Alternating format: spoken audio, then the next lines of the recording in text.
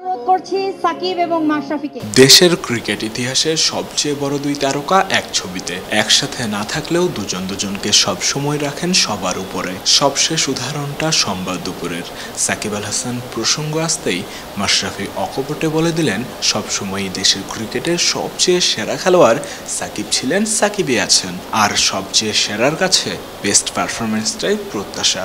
সাকিবকে নিয়ে আলাদা করে তো বলার কিছু নাই, সবসময় বেস্ট পারফরমেন্স সবাই আশা করবো থেকে এটাই। মাঝে জীবনের অনেক গল্পই বদলে গেছে। মাহমুদুল্লাহ রিয়াদকে দেখে সাধারণ মানুষ মুগ্ধ হয়েছে। গণমাধ্যম কর্মীদেরও ধারণা, গত কয়েক মাসে, বিশেষ করে সবশেষ 6 মাসে নিজেকে অনেকটাই বদলে ফেলেছেন রিয়াদ, যা মানতে আবার মাশরাফি নারাজ। রিয়াদের ফিরে আসা তো খেলতেছেই, ফিরে আসার কি আছে? গত 6 মাসে যেভাবে নতুন করে নিজেকে নতুন করে রিয়াদ এরকমই খেলতো। বিশ্বকাপ খেলতে বাংলাদেশ দল এখন ইউএসএতে। মাশরাফি জানেন না সেই দলে কারা আছে, বিশ্বকাপে কাদের বিপক্ষে খেলবে টাইগাররা।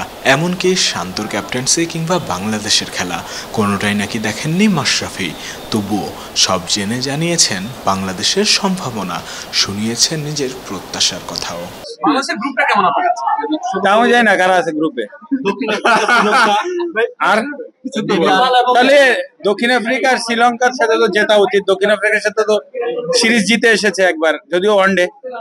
এখন দক্ষিণ আফ্রিকা শ্রীলঙ্কার সাথে মনে হয় যে কোনো একটা জিততেই হবে। আশা করি ইনশাল্লাহ ভালো করবে একটা। এখন ওইদের সাথেও যদি আপনি হারার চিন্তা করেন তাহলে তো কঠিন হবে কাজটা।